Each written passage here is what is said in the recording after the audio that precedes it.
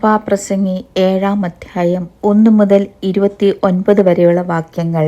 നല്ല പേർ സുഗന്ധ തൈലത്തെക്കാളും മരണദിവസം ജനന ദിവസത്തെക്കാളും ഉത്തമം. വിരുന്ന് വീട്ടിൽ പോകുന്നതിനേക്കാൾ വിലാപ ഭവനത്തിൽ പോകുന്നത് നല്ലത്. അതല്ലോ സകല മനുഷ്യരുടെയും അവസാനം. ജീവിച്ചിരിക്കുന്നവൻ അത് ഹൃദയത്തിൽ കരുതിക്കൊള്ളും. ചിരിയേക്കാൾ വ്യസനം നല്ലത്. മുഖം വാടിയിരിക്കുമ്പോൾ ഹൃദയം സുഖമായിരിക്കും. ജ്ഞാനികളുടെ ഹൃദയം വിലാപ ഭവനത്തിൽ ഇരിക്കുന്നു, മൂഢന്മാരുടെ ഹൃദയമോ സന്തോഷ ഭവനത്തിലത്രേ.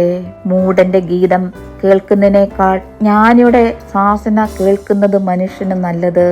മൂഢന്റെ ചിരി കലത്തിന്റെ കീഴെ കത്തുന്ന മുള്ളിന്റെ പൊടുപൊടുപ്പ് പോലെ ആകുന്നു, അതും മായത്രേ. കോഴ ജ്ഞാനിയെ പൊട്ടനാക്കുന്നു, കൈക്കൂലി ഹൃദയത്തെ കെടുത്തിക്കളയുന്നു. ഒരു കാര്യത്തിന്റെ ആരംഭത്തെക്കാൾ അതിന്റെ അവസാനം നല്ലത്. ഗർവമാനസനേക്കാൾ ക്ഷമമാനസൻ ശ്രേഷ്ഠൻ. നിന്റെ മനസ്സിൽ അത്ര വേഗം നീരസം ഉണ്ടാകരുത്. മൂഢന്മാരുടെ മാർവിലല്ലോ നീരസം വസിക്കുന്നത്. പണ്ടത്തെ കാലം ഇപ്പോഴത്തേതിനേക്കാൾ നന്നായിരുന്നതിന്റെ കാരണം എന്ത് എന്ന് നീ ചോദിക്കരുത്. നീ അങ്ങനെ ചോദിക്കുന്നത് ജ്ഞാനമല്ലല്ലോ. ജ്ഞാനം ഒരു അവകാശം പോലെ നല്ലത്. സകല ഭൂവാസികൾക്കും അതു ബഹുവിശേഷം.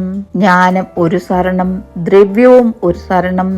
ജ്ഞാനമോ ജ്ഞാനിയുടെ ജീവനെ പാലിക്കുന്നു. ഇതത്രേ പരിജ്ഞാനത്തിന്റെ വിശേഷത. ദൈവത്തിന്റെ പ്രവൃത്തിയെ നോക്കുക, അവൻ വളച്ചതിനെ നേരെയാക്കുവാൻ ആർക്ക് കഴിയും? സുഖകാലത്ത് സുഖമായിരിക്ക, അനർത്ഥകാലത്തോ ചിന്തിച്ചു കൊള്ളുക. മനുഷ്യൻ തന്റെ ശേഷം വരുവാനുള്ളതൊന്നും ആരറിയാതിരിക്കേണ്ടേന് ദൈവം രണ്ടിനെയും ഉണ്ടാക്കിയിരിക്കുന്നു. ഞാൻ എന്റെ മായക്കാലത്ത് ഇതൊക്കെയും കണ്ട്. തന്റെ നീതിയിൽ നശിച്ചു പോകുന്ന നീതിമാനുണ്ട്, തന്റെ ദുഷ്ടതയിൽ ദീർഘായുസായിരിക്കുന്ന ദുഷ്ടനുമുണ്ട്. അതിനീതിമാനായിരിക്കരുത്, അതിജ്ഞാനി ആയിരിക്കേമരുത്. നിന്നെ നീ എന്തിനു നശിപ്പിക്കുന്നു? അതിദുഷ്ടനായിരിക്കരുത്, മൂഢനായിരിക്കേമരുത്. കാലത്തിനു മുമ്പേ നീ എന്തിനു മരിക്കുന്നു? നീ ഇത് പിടിച്ചു കൊണ്ടാൽ കൊള്ളാം, അതിങ്കിൽ നിന്ന് നിന്റെ കൈ വലിച്ചു കളയരുതേ. ദൈവഭക്തൻ ഇവ എല്ലാത്തിനും ഒഴിഞ്ഞു പോരും. ഒരു പട്ടണത്തിൽ 10 ബലശാലികൾ ഉള്ളതിനേക്കാൾ ജ്ഞാനം ജ്ഞാനിക്ക് അധികം ബലം. പാപം ചെയ്യാതെ നന്മ മാത്രം ചെയ്യുന്ന ഒരു നീതിമാനും ഭൂമിയിലില്ല.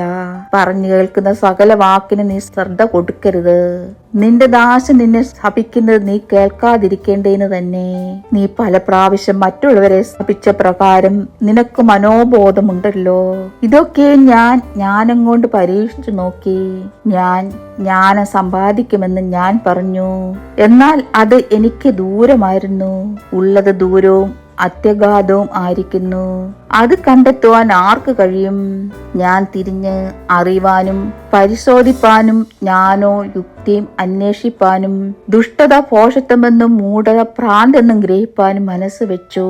മരണത്തെക്കാൾ കയ്പായിരിക്കുന്ന ഒരു കാര്യം ഞാൻ കണ്ടു.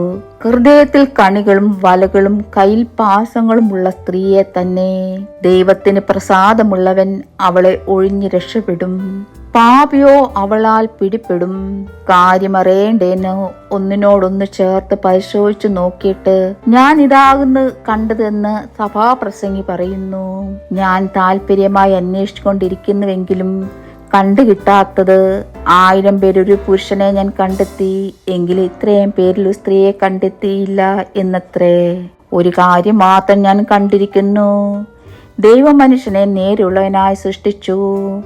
അവരോ അനേക സൂത്രങ്ങളെ അന്വേഷിച്ചു വരുന്നു. ദൈവമേ സ്തുതിനക്ക് യോഗ്യമാവുന്നു. ബാറിക്കുമോ.